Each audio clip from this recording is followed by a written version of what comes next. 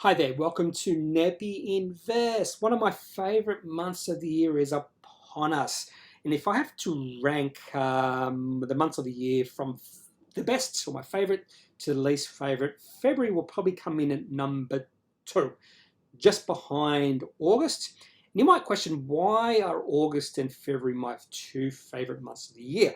Has nothing to do with any personal reasons. Nothing exciting happened to me in any of those months. I wasn't born in either August or February or anything like that. Has to do with the stock market. And what happens in February and August? Well, those astute ones would know that those are the 2 months where it is reporting season. These are the 2 months where companies have to release, or most companies have to release, their half-yearly or yearly reports to the market. And again, not all companies do. Some companies release it, say, in March, April, and I actually do own some of those companies. Now, why do I find reporting season to be exciting? Well, it's simply we get a gauge on how well companies are performing. We get some numbers, and I really like numbers, so I really like to go through the reports, go through the balance sheets, the cash flow statements. We get to see how companies are performing. They also give out some sort of guidance for the rest of the year, for the yearly numbers, that sort of thing. So I love this time of year. We've already started to see a trickle of these reports coming in. 2nd of February, we saw Credit Corp release their report. They tend to release their report fairly early in the month, and the market has taken quite kindly to the report. And last time I looked, the share price was up 13%. So you can see what a good report can do to the share price of a company. A bad report, likewise, could do the complete opposite, and the share price could fall quite a bit.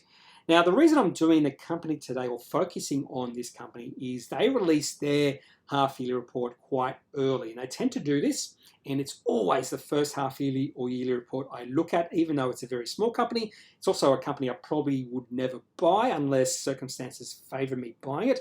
And that company is called Korvest. Now, they released their half-yearly on the 22nd of January, so I've already looked at it, digested it, and again, this is a company I probably would not buy. But just because I would not buy doesn't mean you don't have to. So the whole point of me doing videos is to give you some ideas. So maybe one person listening to this video who has never heard of Corvest before decides to buy after they do more research. And this could be a wealth winner for that person who buys in. So what does Corvest do? So again, nothing too exciting, nothing too flashy. They're not a SaaS company with massive revenue growth, anything like that. So they, you can see on the top right there, some of these subsidiaries they have. Easy Strut does cable and pipe supports. Titan Technologies does torque and tension solutions. So again, nothing too exciting. One of the other subsidiaries does galvanizing.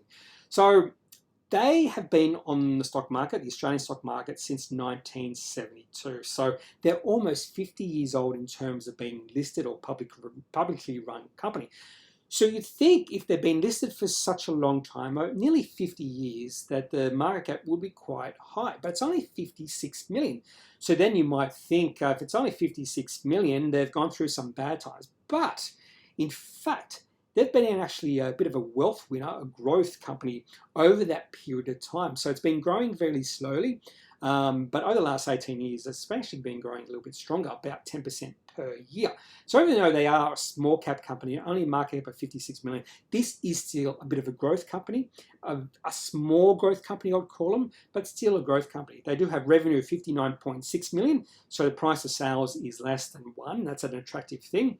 And operating cash flow 5.2 million, and that's another attractive thing. They are cash flow positive in operations. That's always a positive for a company. So if you are liking what you hear here, I would suggest you go to their Corvest investor presentation they released on the 22nd of January 2021 to get more information on this company. Maybe you're an expert in galvanizing, and maybe you could buy into a company that you're an expert in, that sort of thing. Now, this slide, what I've done is just looked at some of their financials. So I'm looking at operating cash flow and market cap from 1992 to present. So TTM means trading 12 months. So what I've done here is just graph these. Operating cash flow is those blue bars.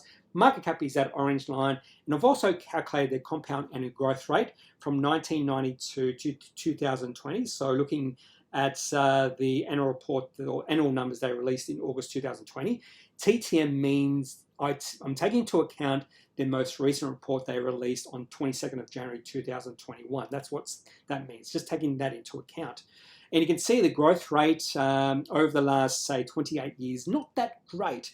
Only 5.5% operating cash flow growth and 5.3% market cap growth.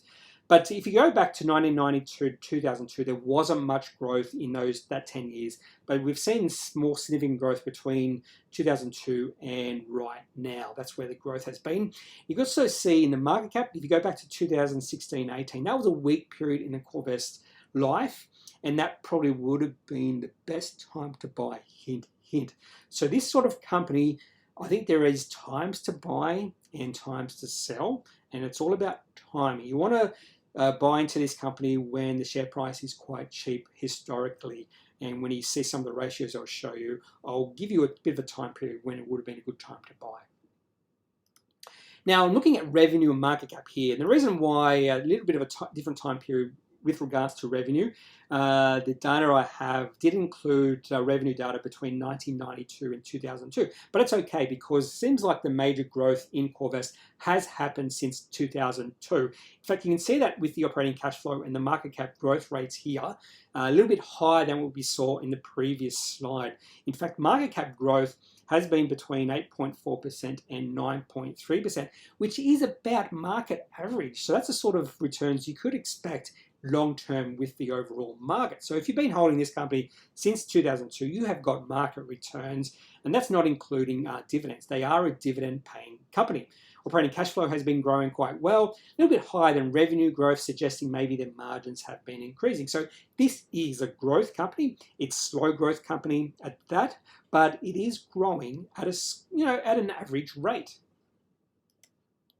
So I've mentioned before that if you look at ratios, there is a time to buy. So what I do is I just look at the overall ratios. So price to book, price to sales, PE, share price, and my own favorite metric is enterprise value over operating cash flow.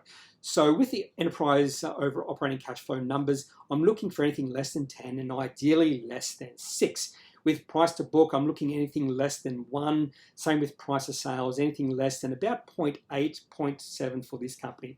And if you look at a time period where we see really good numbers for those ratios, we're seeing 2016 to 2018. And the reason behind that is 2017 was a really weak year for Korvest. They actually had no profits, negative operating cash flow, and we did see the share price dive back towards $2. But once it sort of came out of that weak period, that weak year in 2018, we saw much better numbers, a little bit more growth, positive operating cash flow, positive profits, and that would have been the time to buy 2018. Share price got as low as $2. And since then, we've seen the share price rise from $2 all the way up to $5. So based off these metrics, these ratios, 2018 would have been the best time to buy into Korvest. And actually, we can see that on the chart. So this is the monthly chart going back from 1992 all the way to the present. Now, I've already mentioned that between 1992 and 2002, there wasn't much growth in Korvest. It was very slow growing. You can see that with the share price. It was almost flat during that 10-year period. But then from 2002 onwards to about 2014, the share price went from $1.50 all the way up to $7. So that was a really good time to be owning Korvest. But between 2014 and 2018, share price went from $7 to $2. And again, they had a bit of a weak period with the operations especially around 2017. Again, unprofitable, negative operating cash flow.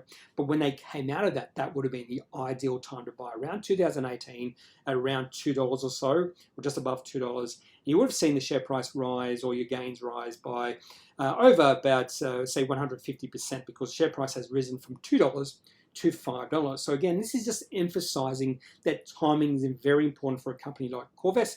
You just don't want to blindly buy in when the share price is really high. You just want to time it perfectly to get the best value out of the company. Now, over the past year, this is a daily chart looking at the past yearly. We can see good uptrend developing since about June. Share price has risen from about $370 all the way up to $4.98. Now, at present, we can see this share price is at a yearly high. it's getting towards a range where I wouldn't be interested in the share price. We see some of those ratios, price to sales, price to book, they're at sort of the high point in the company. So at this point in time, I would not be looking at to buy Korvest. I'll be looking at significant weakness in the share price in the next year or two if I was thinking of buying into this company. But that doesn't mean you don't have to buy into this company. Maybe do some wrong research. Maybe I could be wrong and we're going to see significant growth with this company over the next year or two.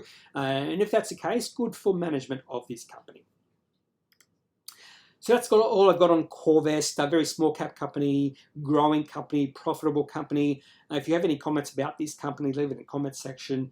I'm not a financial advisor, so even though I'm saying I won't buy this, that does not mean you don't have to think likewise. You can have or develop your own opinions on Corvest. That's the whole point of me doing this video, is to give some ideas and for you to give you some inspiration or maybe doing some further research on this company.